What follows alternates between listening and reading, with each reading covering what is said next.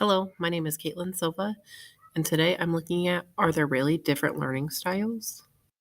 What are the different learning styles? For years, people have believed that there's different types of learning styles. As you can see by this visual diagram, there's three main categories, and where they cross creates a new type of learner that has strengths from both areas or all three areas. The three main styles are being an auditory learner, a kinesthetic learner, and a visual learner.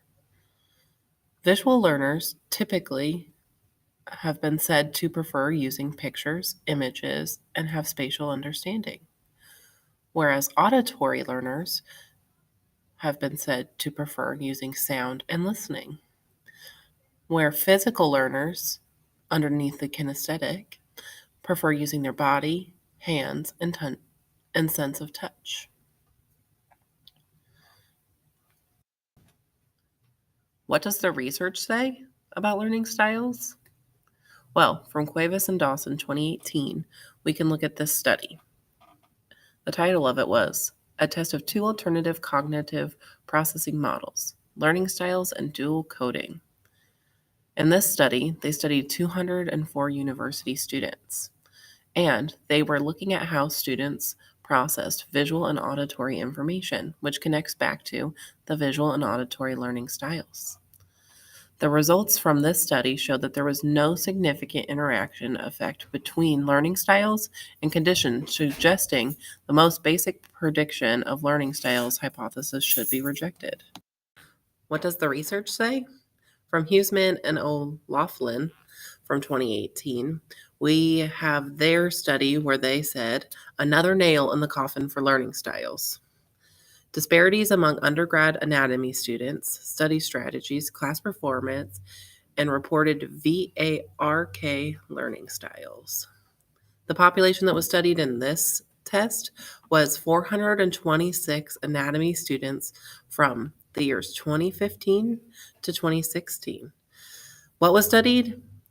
This study examined undergrad anatomy students and if they used a study method that actually connected with their hypothesized learning style. Unfortunately, the results demonstrated that most students did not report study strategies that correlated with their VARK assessment, and that student performance in anatomy was not correlated with their scores in any VARK categories. While research shows that there is no correlation between learning styles and improvement, there is from Dolinsky, Rawson, Marshall, Nathan, and Willingham from 2013. They suggested effective learning strategies, which, in my opinion, you could correlate to a different learning style. When you look at highlighting and underlining, this is a physical action. So technically, you could connect it to being a physical learner.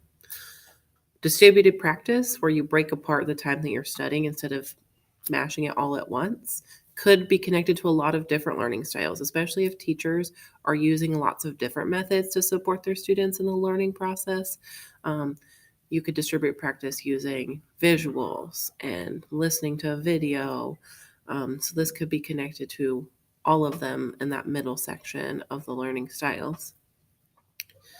Imagery used for text learning connects to a visual learner. We all know that, especially in primary classes, we use the picture to help us figure out a word.